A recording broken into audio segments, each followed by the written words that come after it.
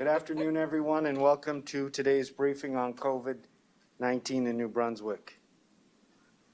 Bonjour tout le monde et bienvenue à cette mise à jour sur le COVID-19 au Nouveau-Brunswick. Les porte-paroles aujourd'hui sont la médecin hygiéniste en chef, le Dr. Jennifer Russell, et l'honorable Dominic Cardy, ministre de l'Éducation et du Développement de la Petite Enfance. Speaking on behalf of the province today are Dr. Jennifer Russell, the province's Chief Medical Officer of Health, and the Honorable Dominic Cardy, Minister of Education and Early Childhood Development. Dr. Russell.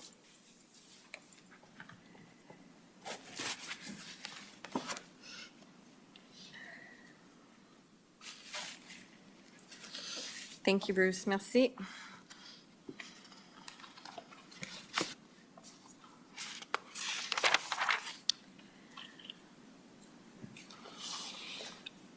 Bon après-midi à toutes et à tous. Good afternoon, everyone. Avec la pandémie de COVID-19 qui perdure depuis plus d'un an, il est clair que nous devons tous nous attendre à imprévus. Au fur et à mesure qu'il subit des mutations et crée des nouveaux variants, le virus peut se manifester n'importe où, n'importe quand. Il peut se propager rapidement, souvent de façon imprévisible. L'éclosion qui sévit présentement dans la zone 3, soit la région de Fredericton et de la vallée de la rivière Saint-Jean, montre comment ces infections peuvent se propager. Our public health teams are working tirelessly to trace, test, and self-isolate everyone who may have come into contact with the virus. And I'm so very proud of the work that they are all doing under these very, very trying conditions. From our medical officers to our public health nursing staff, extramural, A&B, the resources from Vitalité and Horizon. It's just been extraordinary, and the collaboration with UNB and our partners in education.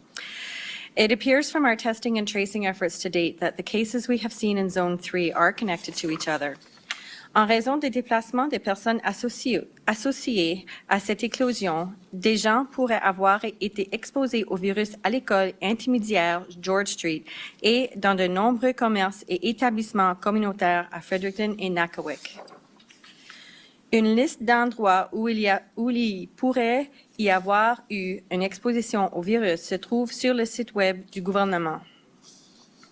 Public Health is now offering COVID-19 testing for all New Brunswickers who have been in public exposure areas, even if they are not currently experiencing any symptoms.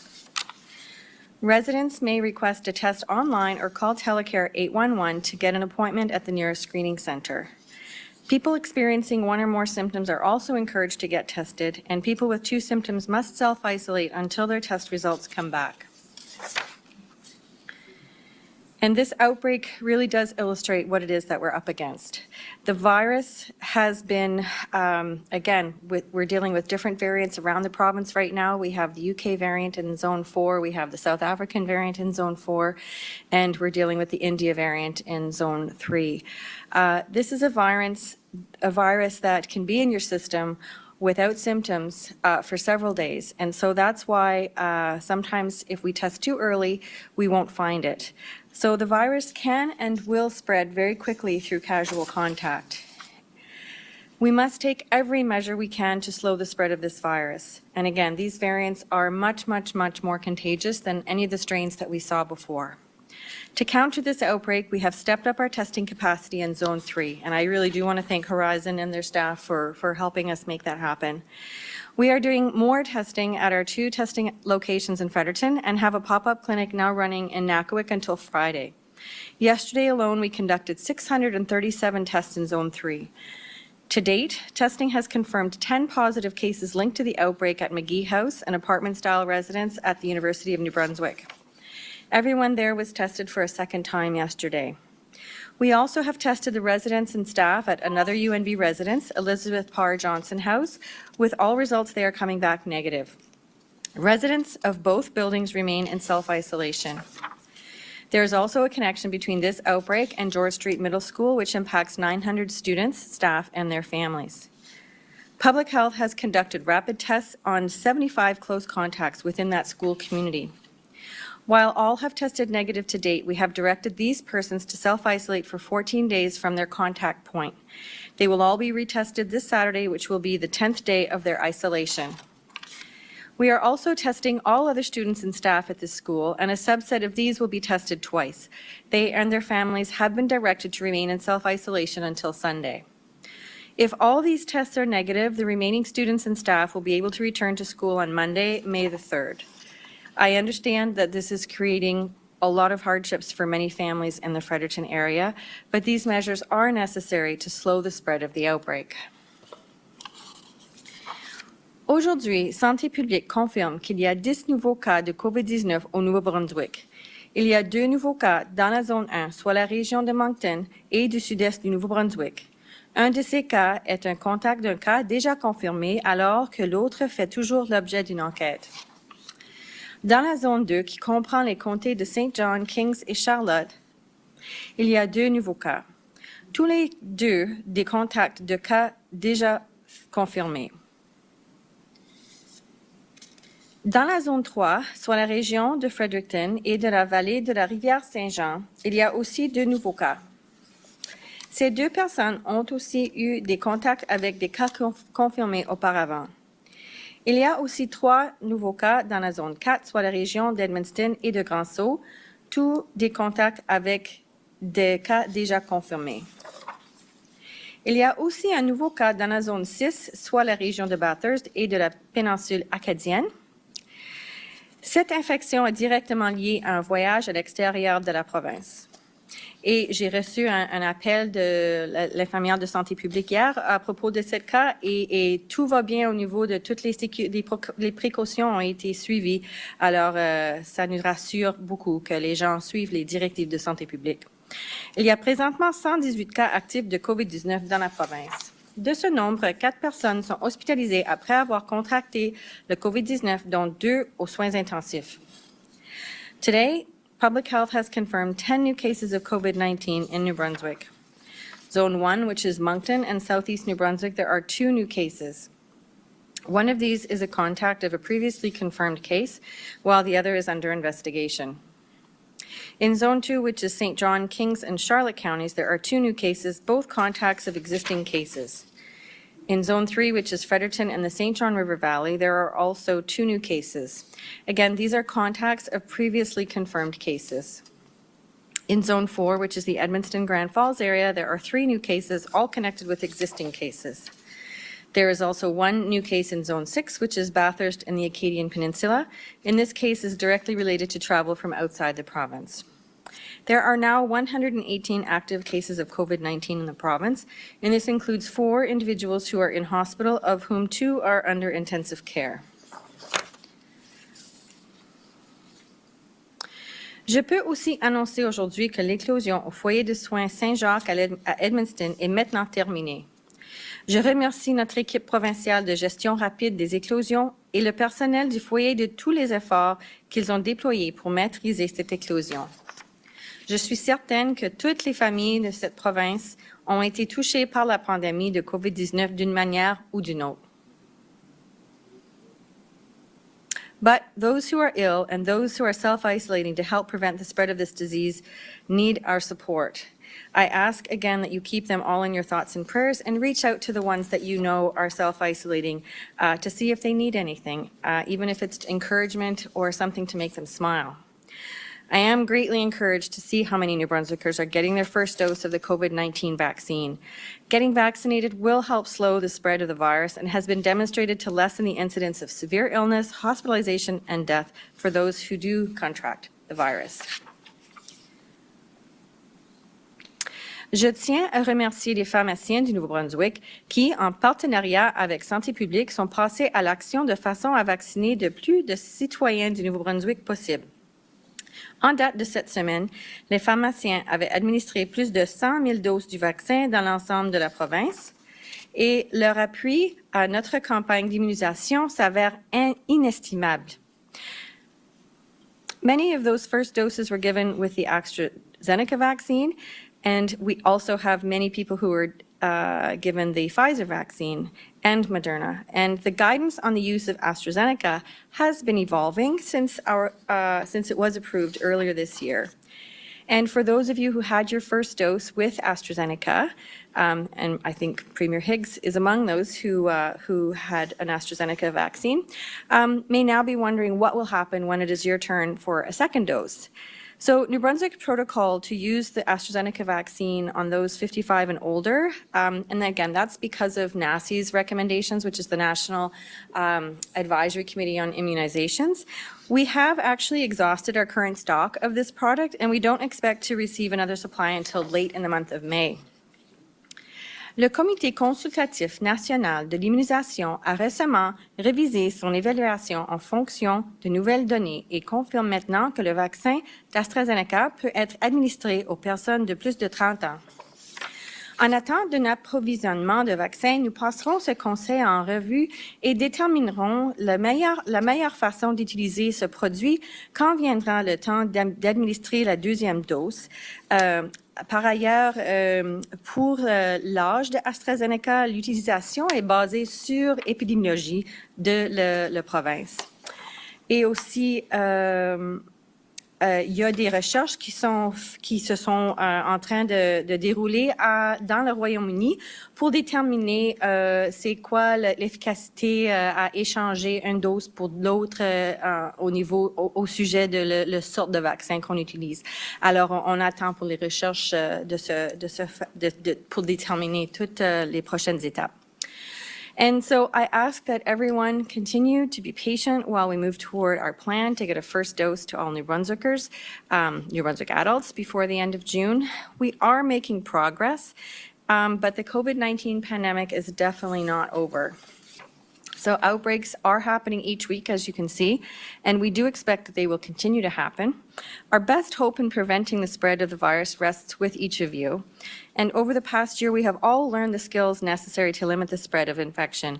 But now, more than ever, we must use those skills. We must continue to wear our mask when we're out in public. Nous devons tous continuer à maintenir une distance d'au moins 2 mètres les uns des autres. Nous devons rester à la maison si nous ne sentons pas bien, subir un test de dépistage si nous ressentons des symptômes et se faire vacciner quand vient notre tour. And we have to continue washing our hands and disinfecting surfaces. Still very, very important. But most of all, we must continue to look after ourselves and look after each other. We are truly all in this together. And with hope and determination, we will get through this together. Thank you very much.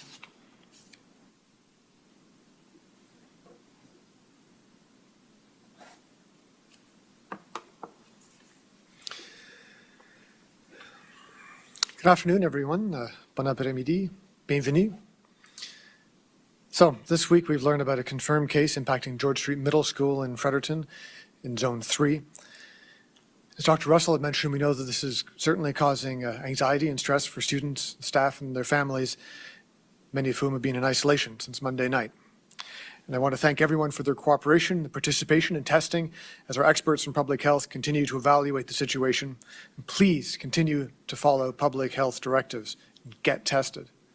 And talking to colleagues from other provinces, our public testing capacity in here in New Brunswick is something we can be proud of, not just in a regional province context, but a global one.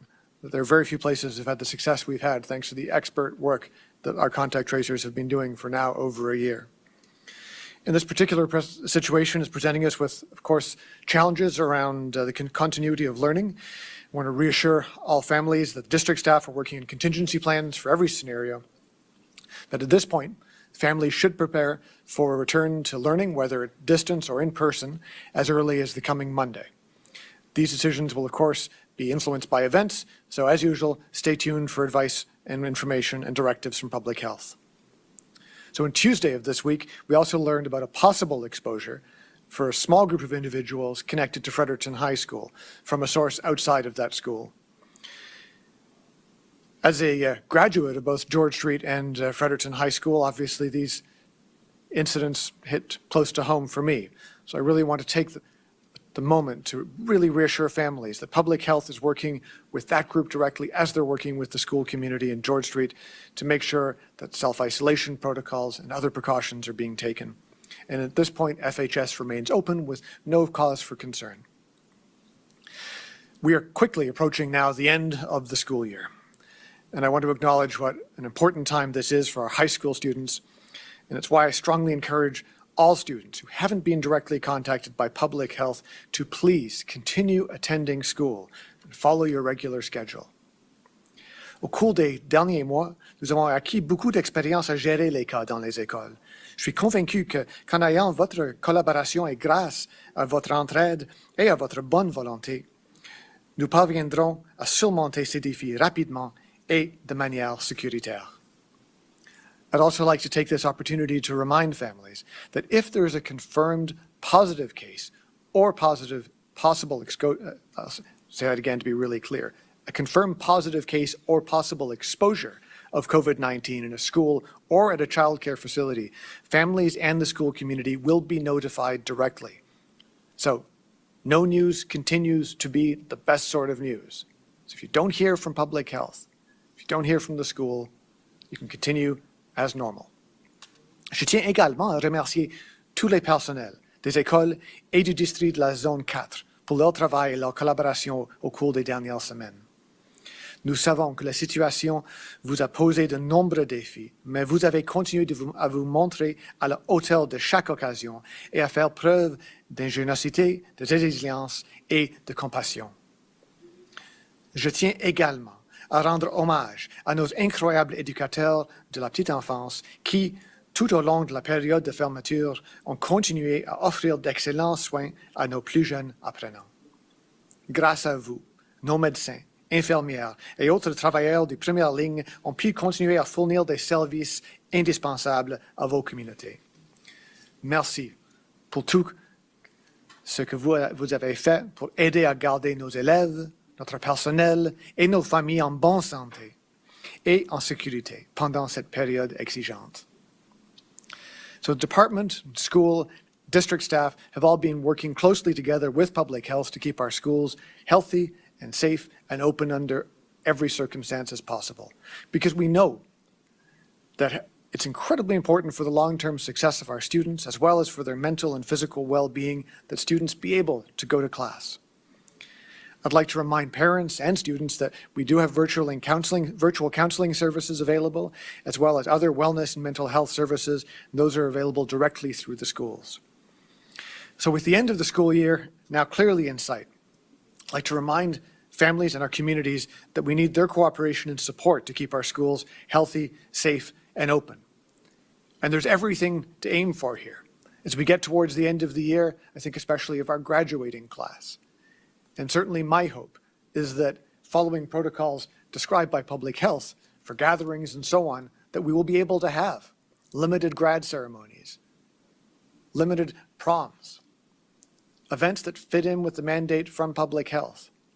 But we can only have that if all of us do our part to wrap our arms around that graduating class of 2021 by following the social distancing measures that public health has described, wearing our masks under all the conditions that are laid out, follow the rules that we're all familiar with at this point, and we can start to move towards normal. Parce que cet temps que la fin de l'année arrive assez rapidement, il y a des choses qu'on peut faire pour protéger les cérémonies pour les finissants de l'année 2021. Une classe de finissants qui ont vécu une expérience assez exceptionnelle. Et si on prend les mesures définies par Santé publique, on peut avoir les cérémonies pour les finissants. On peut avoir les danses, les autres cérémonies. Mais ça, c'est dépendant sur notre volonté, comme une communauté, comme une province. Alors, j'espère que tout le monde, on va, comme citoyens et citoyennes de Nouveau-Brunswick, donner les opportunités pour ces finissants, en suivre les mesures de santé publique qui maintenant sont bien connues. Les précautions, les mesures sécuritaires que nous prenons servent autant à nous protéger nous-mêmes qu'à protéger les autres. Et comme vous le savez, la situation peut évoluer rapidement. Chaque jour, on a vu ça en Nouvelle-Écosse la dernière semaine. Nous demandons donc aux familles de continuer d'être vigilantes, de bien se renseigner en surveillant les courriels et leurs téléphones pour toute mise à jour sur la situation. So to fight this virus to the end, to get to the point we can get rid of our masks, abandon social distancing, get back to a normal life. We've got to do the things that none of us want to do. We've got to take precautions. And sometimes they're not easy, and they're irritating, and they feel like they're dragging on as this last winter dragged on. But they work. And as surely as spring follows winter, if we follow these rules, if we follow these precautions, we can put this pandemic behind us. So isolate when you're required. Wear masks when you're supposed to, especially in public spaces. Keep as much social distance as you can for these next few weeks. So over the past year, we've seen how these small steps can add up quickly to a collective response we can all take pride in as New Brunswick continues to be a world leader in fighting back against COVID-19, continues to be a province where we note every case and mourn every death, and where the impact in our province is still felt in human lives that we read and hear about, not in terms of horrifying statistics and numbers reaching into the thousands, as many other Canadian provinces have had to endure. Because everything we do together adds another layer of protection. And of course, that includes getting vaccinated when we're eligible. I never imagined over a year ago that we would see a development of an entirely new class of vaccines, that they'd be developed, produced, approved, shared around the world. And here in New Brunswick today, I can say that over 35% of New Brunswickers have had their first COVID-19 shot. 250,000 doses in our province. This is fantastic news. So as soon as you're eligible, make an appointment and get your shot. Because the faster we can get everyone vaccinated, the faster we're done with the pandemic. Talk to your friends and family if they have concerns, and make that appointment yourself. So, and as always, we work through the vaccine schedule. As a Gen Xer, always have to wait in line for the baby boomers. They're nearly done, and soon it's going to be Gen X's turn. So as soon as your age cohort is rolled into the vaccine approval timeline, make your appointment. So earlier this week, we announced that anyone age 60 plus is eligible to book an appointment at a pharmacy or at one of the dozens of community clinics around the province organized by Vitalité and Horizon. And a shout out to the pharmacists and all the staff in the health networks who've done a superb job. A note for teachers and staff who received their first shot, those at the high schools, that you will get your second shot and that public health will reach out, or your age bracket will become eligible for a second shot, but don't stress about that. Your results are being taken care of, your dates of vaccination are noted, and that will be followed up.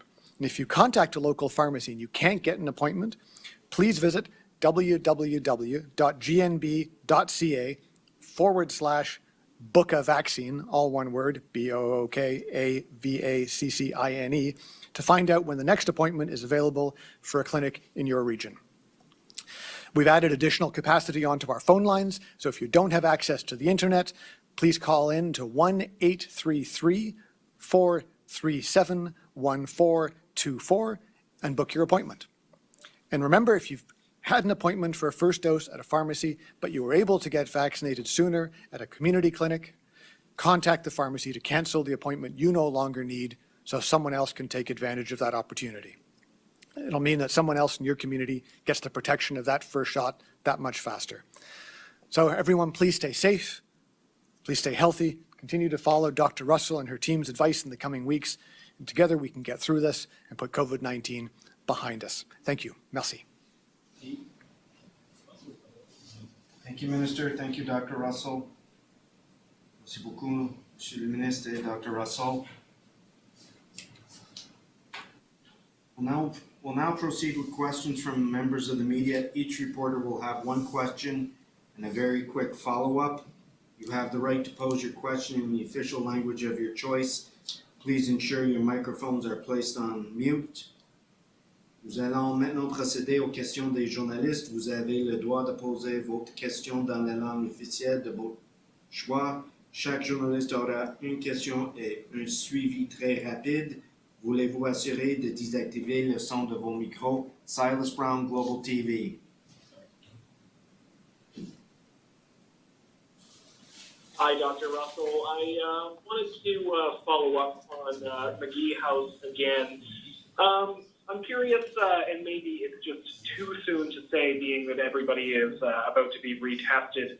But I'm curious if there's been any apartment-to-apartment spread since we saw them go into a lockdown, I guess. Hi, Silas. I have the very same question myself, and so that second set of tests is going to give us that information. As of right now, no. After the initial identification of the fact that there was transmission between apartments, since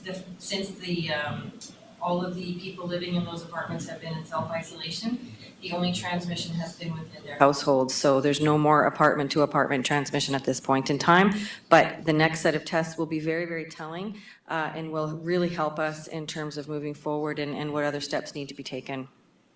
Thank you, doctors. Mr. Brown, do you have a follow-up?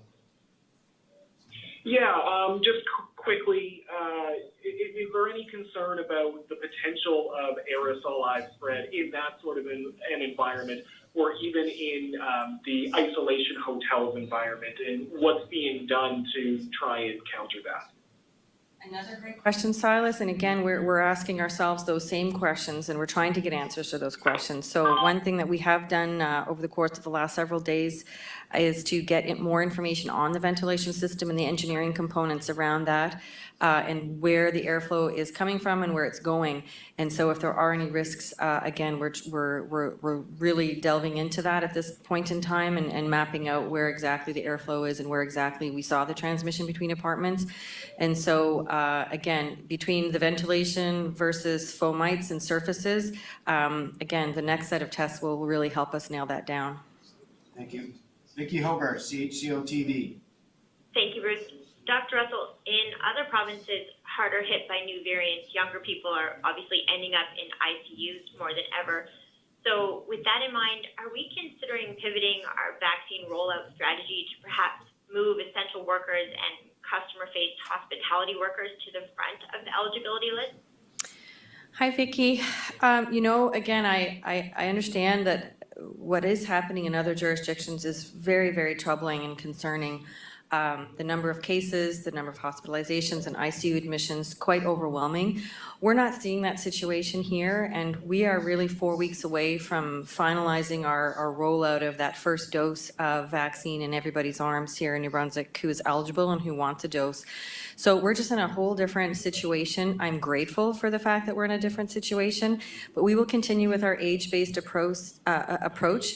We are getting more doses of Moderna. We're getting more doses of Pfizer. I think we're up to about 43,000 a week coming up in total of doses. So we're in a very, very, again, gratefully so, different position than the other provinces. Ms. Hogarth, do you have a quick follow-up? Yes. Are you able to tell us at this point if the outbreak at McGee House is likely the B1617 India variant? It is the India variant. Thank you. Danielle Edwards, Canadian Press.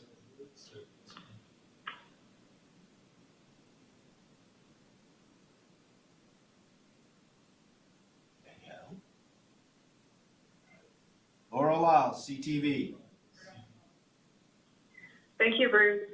This question would be for either Dr. Russell or Minister Cardy. We've heard that there are several isolation hotels in the province that have bowed out. I'm wondering if you can confirm that, if that is true, and if it is, if they'll be replaced with other hotels in the region. Well, I was made aware of that situation, and I am not aware that there will be replacements for those hotels. And JPS has been working very hard to make sure that that process flows as smoothly as possible. But I am aware that it has been challenging, and that's the extent of the knowledge that I have right now on that situation. Do you have a follow-up, Ms. Lyle? I do. Dr. Russell, I'd just like to get your assessment of the current situation in Fredericton and just how the cases are unfolding now that we're getting more testing done. Well, Laura, first of all, I want to echo what Minister Cardy said earlier about how hard everybody's working collaboratively in both the situation at George Street and also UNB campus.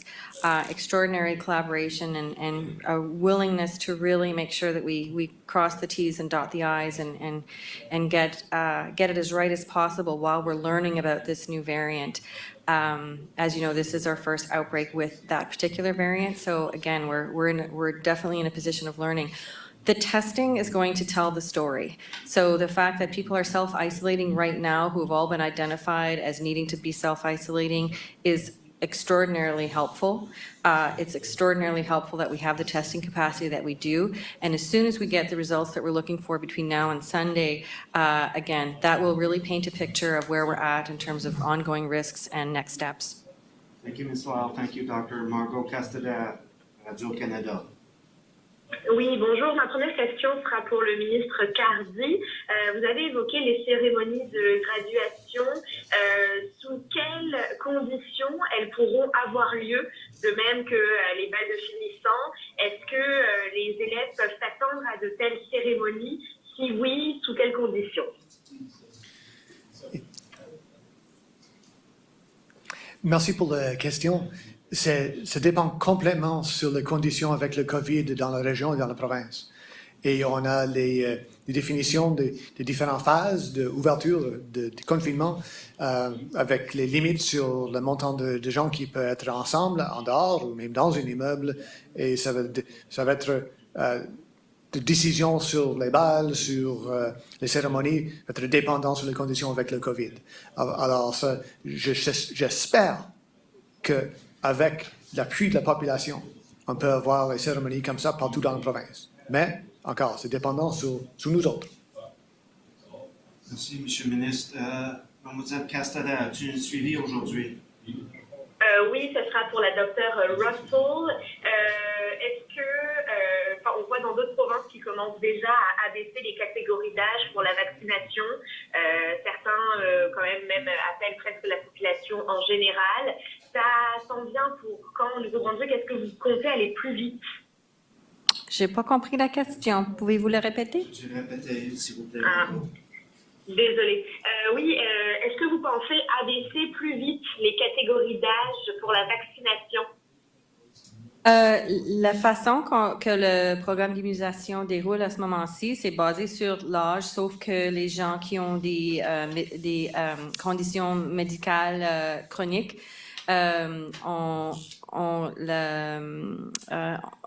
peut être vaccinés plus vite.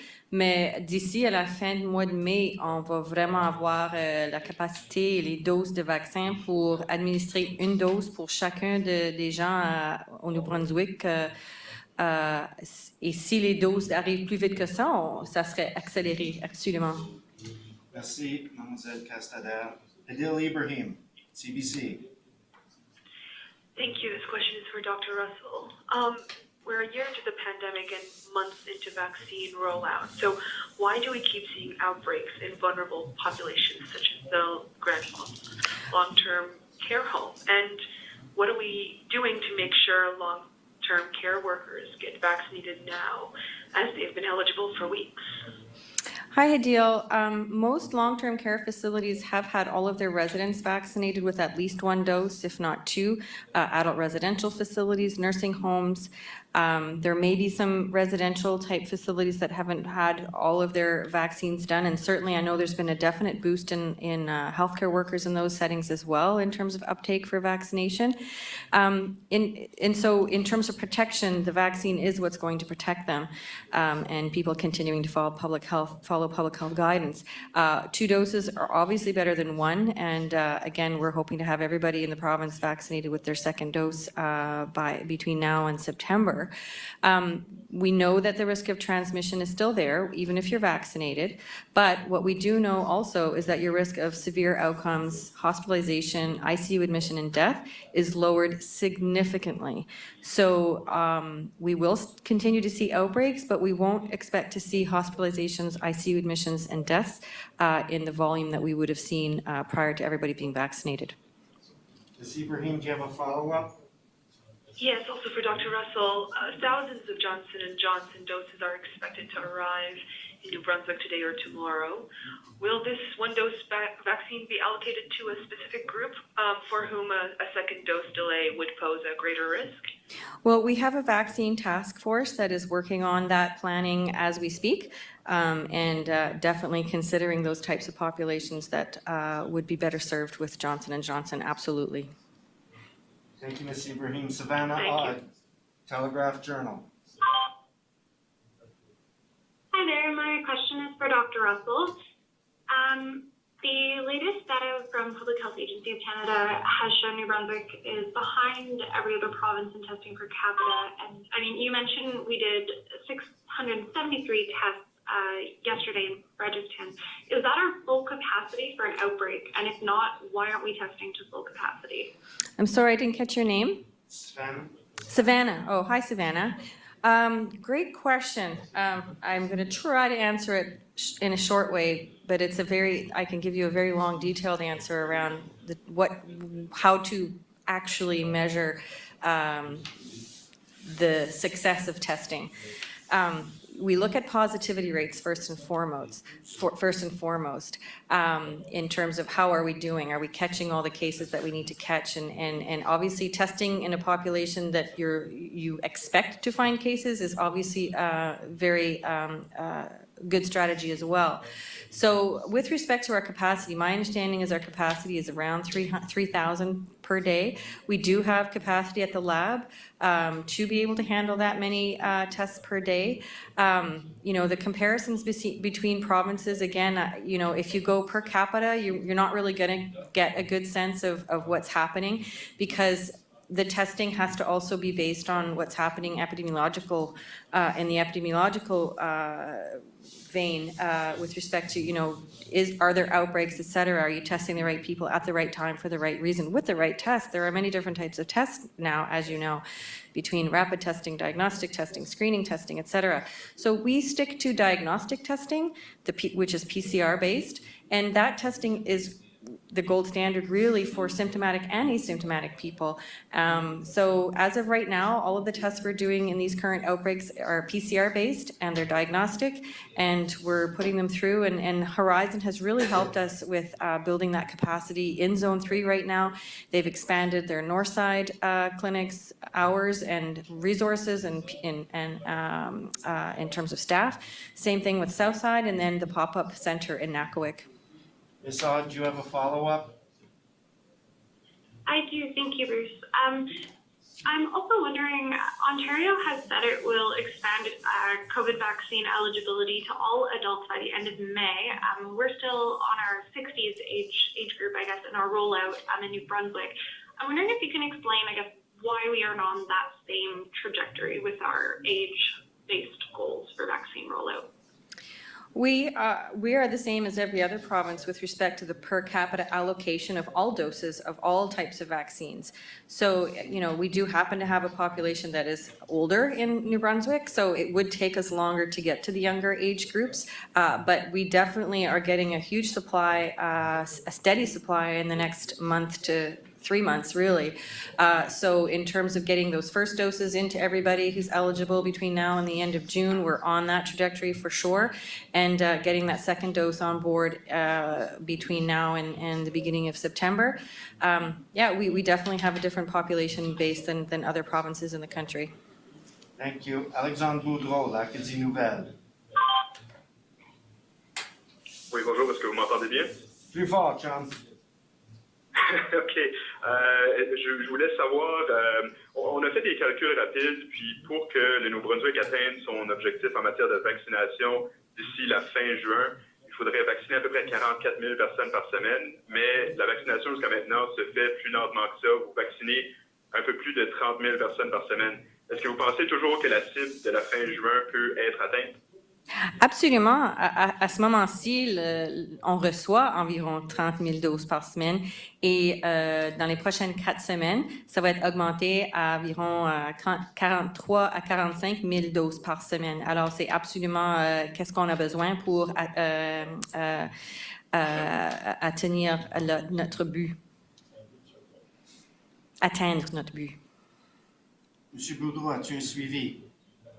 Oui, juste rapidement, juste clarifier, est-ce que vous avez dit que le nombre de vaccins qui vont dans les bras, le nombre de vaccins administrés va être augmenté à 45 000 bientôt? Est-ce que c'est ça que vous avez dit? Environ entre 43 000 et 45 000 par semaine. OK.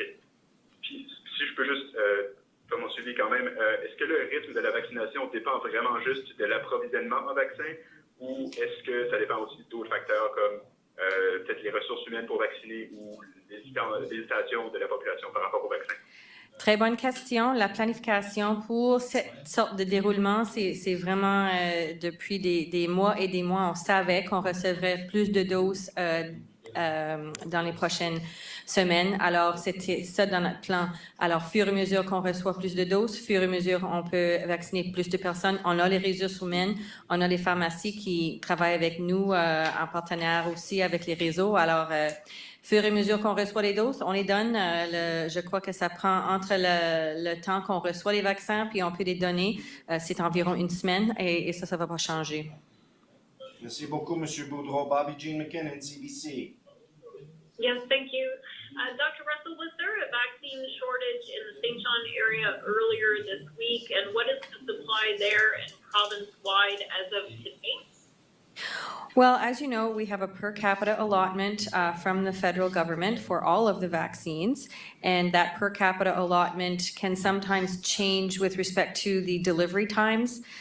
So any type of distribution issue amongst the provinces and territories is really related to delays in the manufacturer being able to meet the timing commitments for deliveries. So as soon as we get those doses, they are distributed according to the vaccine task force plans.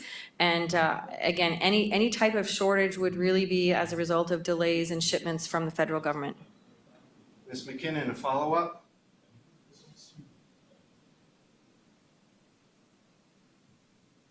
Well, from the manufacturers to the federal government. Ms. McKinnon, do you have a follow-up? So I'm sorry, what was the shortage in the St. John area, and what is the supply province-wide as of today? There is no shortage in terms of the expectations across the country. We have a per capita allotment, and any delays are based on a delay from the manufacturer to the federal government. If there's a delay from the manufacturer to the federal government, then that delay is translated into each province and territory.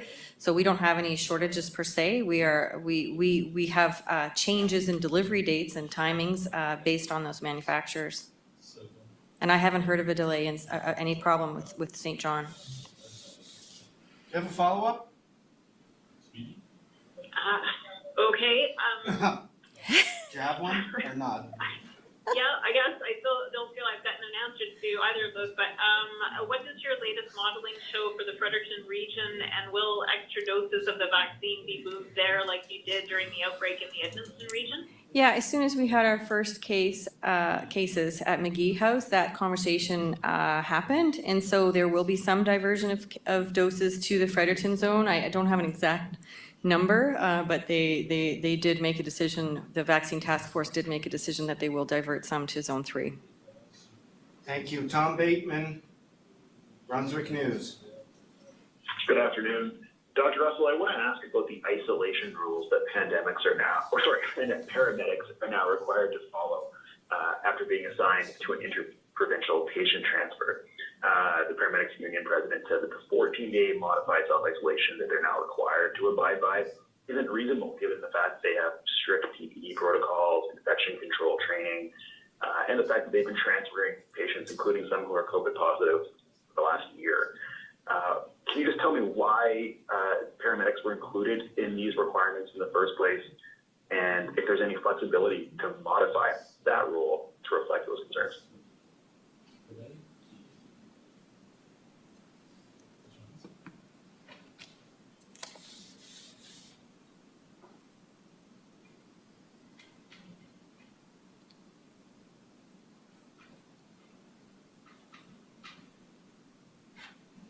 Hi, Tom. So my understanding is it's work isolation that they have to do, and my understanding is that's based on the variants. The variants obviously are more transmissible these days, and we're still learning about that, so it's really a protective mechanism to make sure that we are doing everything we can to make sure that people are protected.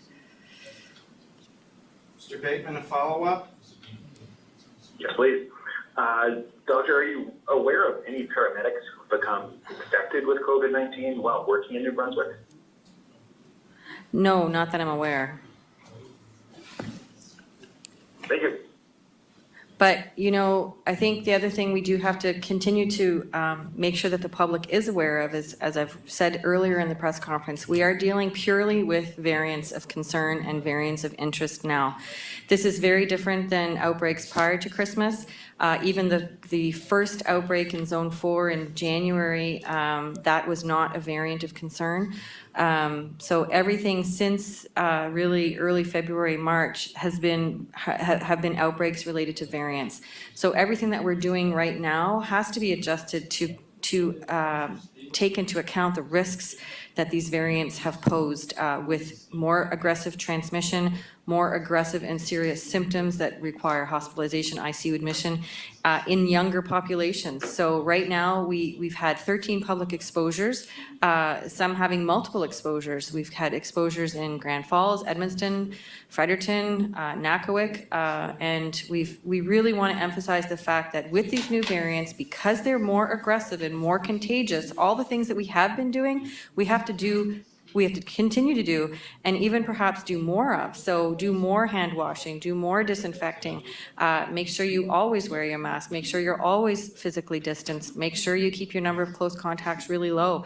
We do have a good month to, 4 to 8 weeks before we get the population vaccinated with the amount of protection that we really want.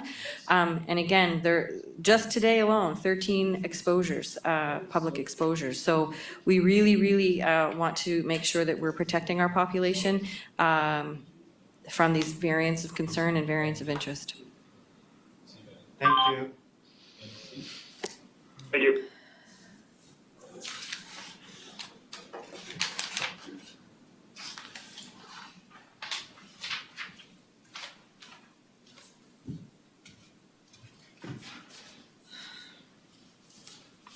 Voilà la fin de notre mise à jour. Merci beaucoup tout le monde.